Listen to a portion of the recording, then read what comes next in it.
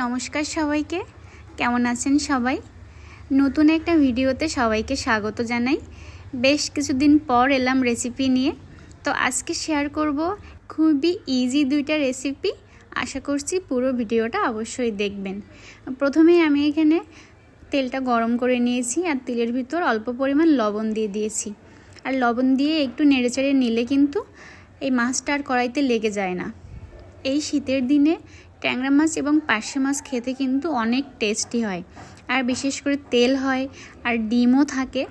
যদি একটু টাটকা দেখে মাছ কিনতে পারেন তাহলে বলবো এখনকার সময়ে কিন্তু সবথেকে বেশি স্বাদ পাওয়া যায় ট্যাংরা আর পার্শে মাছের।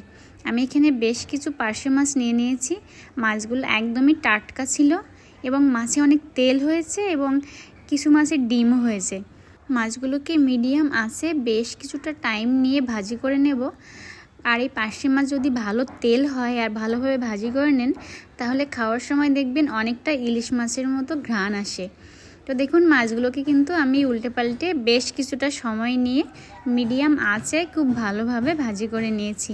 আর মাছগুলোকে ভাজি করতে দিয়েই এই ফাঁকে আমি সবজিগুলোকেও কেটে নিয়েছি। এখন দেখুন এই মাছগুলোকে দুই সাইডে একটু আলাদা করে দিলাম। আর এই মাঝখানে আমি দিয়ে দেব গোটা জিরে ফোড়নটা ভালোভাবে হয়ে গেলে এর ভিতরে দিয়ে দেব রান্নার জল। খুবই ইজি প্রসেসে এই রান্নাটা আমি করে থাকি, তাই ভাবলাম সবার সঙ্গে শেয়ার করি, তাহলে আপনারাও কিন্তু খুব সহজে এবং তাড়াতাড়ি করে এই রেসিপিটা করে নিতে পারবেন। বিশেষ করে যখন হাতে একদমই সময় থাকে না তখন কিন্তু ঝটপট এভাবে রান্না করে নেওয়া যায়। ঝোলটা ভালোভাবে বলক এসে গেছে। এখন আমি দিয়ে দিলাম হলুদ এবং বেশ কিছু কাঁচামরিচ। তারপর আবার যখন ঝোলটা বলক আসলো তখন দিয়ে দিলাম আগে থেকে কেটে ধুয়ে পরিষ্কার করে রাখা বেগুনগুলো। আর বেগুনগুলোকে আমি এরকম ছোট ছোট সাইজ করে কেটে নিয়েছি। এখন হাই হিটে রান্না করে নেব বেশ কিছুটা সময়। আর যেহেতু আমি একটু পাতলা ঝোল রাখবো তাই একটু জলের পরিমাণ বেশি দিয়েছি। আপনারা যদি একটু কম ঝোল রাখতে চান বা মাখা মাখা করতে চান তাহলে কিন্তু জলের পরিমাণটা একটু কম দিবেন। চুলার আঁচটা আমি একদম হাই করে দিয়েছি। আর বেগুন কুক হতে বেশি সময় লাগে না, খুব তাড়াতাড়ি কিন্তু বেগুনটা রান্না হয়ে যায়। তো দেখুন বেশ কিছুক্ষণ কিন্তু আমি রান্না করে নিয়েছি। এভাবে হাই হিটে আরও বেশ কিছুটা সময় আমি রান্না করে নেব। আর এর ভিতরে আমি লবণটাও দিয়ে দিয়েছি, সেটা আমার স্কিপ হয়ে গেছে। আর বাকিটা আমি চেখে দেখে, এই যে অল্প পরিমাণ লবণ দরকার ছিল চেখে দেখে লবণটা দিয়ে দিলাম। আর কুচি করে রাখা ধনিয়া পাতা দিয়ে দিলাম অল্প পরিমাণ। এখন আরও কিছুটা সময় ধরে জাল করে নেব। ধনিয়া পাতা দেওয়ার কারণে কিন্তু সবজির টেস্টটা একদম চেঞ্জ হয়ে যাবে, একটা অন্যরকম স্বাদ আসবে, যেটা আসলে এই শীতের দিনে খুবই ভালো লাগে। বিশেষ করে শীতের দিনে ধনিয়া পাতার স্বাদ কিন্তু অনেক গুণ বেড়ে যায়। আর যে কোনো তরকারিতে ধনিয়া পাতা দিলে সেটা অনেক বেশি টেস্টি হয়। তবে যারা ধনিয়া পাতা পছন্দ করেন না তাদের কাছে কিন্তু এটা ভালো লাগবে না।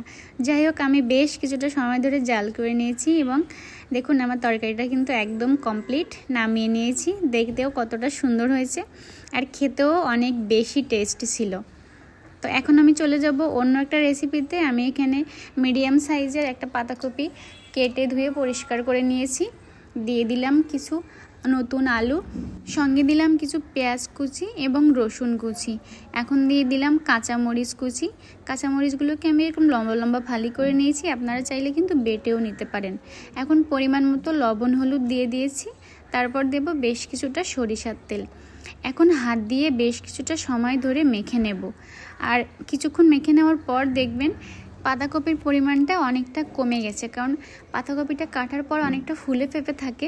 আর কিছুক্ষণ এইভাবে হাত দিয়ে মেখে নেওয়ার পর এটার কিন্তু পরিমাণটা অনেক কমে যাবে। এখন আমি দিয়ে দিয়েছি বেশ কিছু ছোট ছোট চিংড়ি মাছ। তারপর আবার ভালোভাবে বেশ কিছুক্ষণ ধরে মেখে নেব। আর এই হাত দিয়ে মেখে নিলে পাতাকপিটার স্বাদ অনেক ভালো আসে। বিশেষ করে গ্রাম অঞ্চলে কিন্তু এভাবে হাত দিয়ে মেখে তারপর পাতাকপিটা রান্না করে, যেটা খেতে অনেক বেশি টেস্টি হয়। তবে যাদের কাঁচা ঝালের সমস্যা আছে, মানে হাত দিয়ে মাখলে হাতে অনেক সময় জ্বালা করে, তারা কিন্তু এখানে খুন্তি দিয়ে ভালোভাবে নেড়ে চেড়ে নিতে পারেন অথবা হ্যান্ড গ্লাভস পরে নিতে পারেন, তাহলে আর কোনো সমস্যা হবে না। এখন আমি সিদ্ধ করার জন্য দিয়ে দেব পরিমাণ মতো জল। এই পর্যায়ে খুন্তি দিয়ে একটু নেড়ে চেড়ে ভালোভাবে মিশিয়ে নিলাম। আর তারপর কিন্তু ঢাকা দিয়ে রান্না করে নিতে হবে বেশ কিছুটা সময় ধরে। এই যে আমি ঢাকনাটা দিয়ে দিলাম। এখন মিডিয়াম আঁচে রান্না করে নেব বেশ কিছুটা সময়। পাতাকপি রান্না করার ক্ষেত্রে আমি এখানে হাই হিটে রান্না করব না, এই যে দেখুন বেশ কিছুক্ষণ পর ঢাকনাটা উঠিয়ে দিলাম, একটু নেড়েচেড়ে দেখে নেব কেমন হয়েছে। আর পাতাকপি রান্না কিন্তু প্রথম দিকেই সব কিছু রেডি করে রাখলে তারপরে শুধু একটু নেড়েচেড়ে দিলেই হয়ে যায়। খুবই ইজি রেসিপি, সাধারণত আমরা এভাবেই রান্না করে থাকি। যখন হাতে মেখে নিয়েছিলাম তখনই মনে হয়েছিল হলুদের পরিমাণটা একটু কম আছে। এখন এই যে তরকারিতে ভালোভাবে বলক এসেছে, এখন আমি অল্প পরিমাণ হলুদ অ্যাড করে দিয়ে দিলাম।